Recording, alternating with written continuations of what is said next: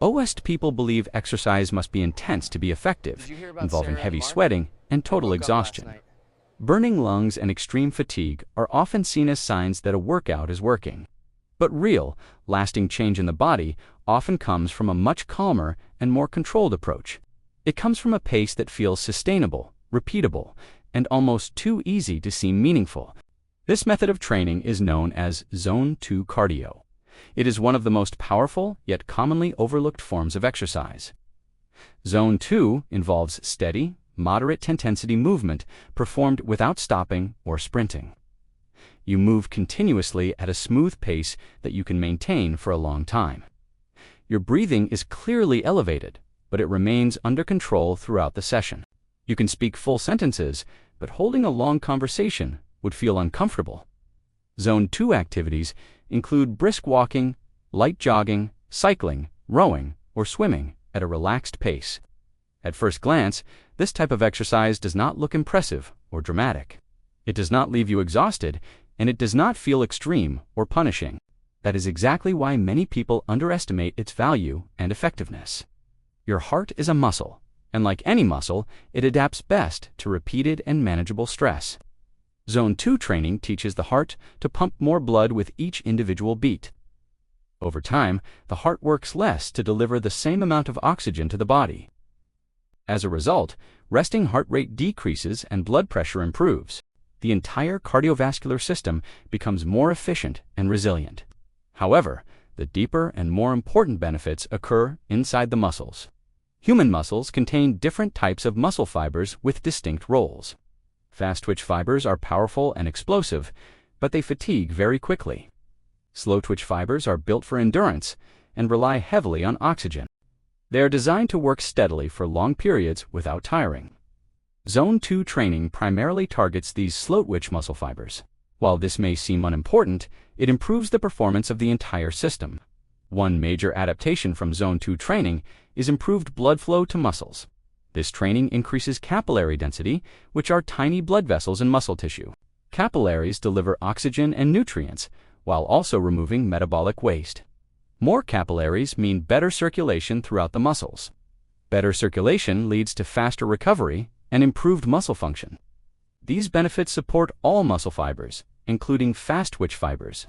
A strong aerobic base helps muscles perform better during intense efforts.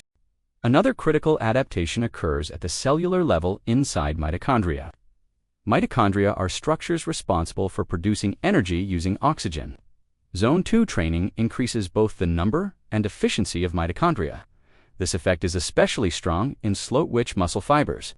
More mitochondria mean more energy can be produced with less strain. Fatigue takes longer to appear, even during longer periods of movement. The body also becomes more efficient at burning fat for fuel. This preserves carbohydrates for higher intensity activity when they are needed most. These mitochondrial improvements are closely linked to long-term health outcomes. Efficient mitochondria improve insulin sensitivity and blood sugar control. They also reduce the risk of metabolic diseases such as type 2 diabetes. This is one major reason Zone 2 training is associated with longevity. There is also widespread confusion about a substance called lactate. Lactate is often blamed for fatigue, but it is not toxic or harmful. It is a normal byproduct of energy production, especially as intensity increases. When enough oxygen is available, lactate can be reused as fuel. Zone 2 training improves the body's ability to clear and recycle lactate. This leads to better endurance and faster recovery between efforts. Fast-twitch fibers produce most lactate during intense activity. However, they lack the mitochondria needed to process it efficiently. Slow-twitch fibers can absorb this lactate and convert it into usable energy. Zone 2 training strengthens this cooperation between different muscle fibers. When lactate enters the bloodstream, the heart can use it directly as fuel. The liver can also convert lactate back into glucose for later use. Zone 2 training improves the efficiency of this entire metabolic system. Finding your Zone 2 does not require expensive equipment or testing. The talk test is a simple and reliable method. If you can speak full sentences but feel clearly out of breath, you are likely in Zone 2. Even small amounts of Zone 2 training provide meaningful benefits. Beginners can start with about 1 hour per week. Gradually increasing volume allows the body to adapt safely. 3 to 4 hours per week produces the best results for most people. These hours should be spread across multiple sessions. Sessions lasting 45 to 60 minutes are ideal. Zone 2 training does not replace strength training or high-intensity workouts. Instead, it supports and enhances them. A balanced routine includes strength work, Zone 2 cardio, and occasional intense exercise. Separating hard cardio and lifting sessions can improve recovery. The most important factor in Zone 2 training is consistency. Avoid jumping between intensities during each session. Staying steady sends a clear signal for adaptation.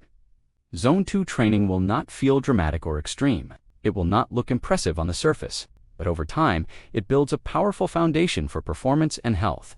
It supports long-term energy, resilience, and longevity. If there is one type of cardio most people should prioritize, this is it. If you like the video, press the bell icon and subscribe the channel.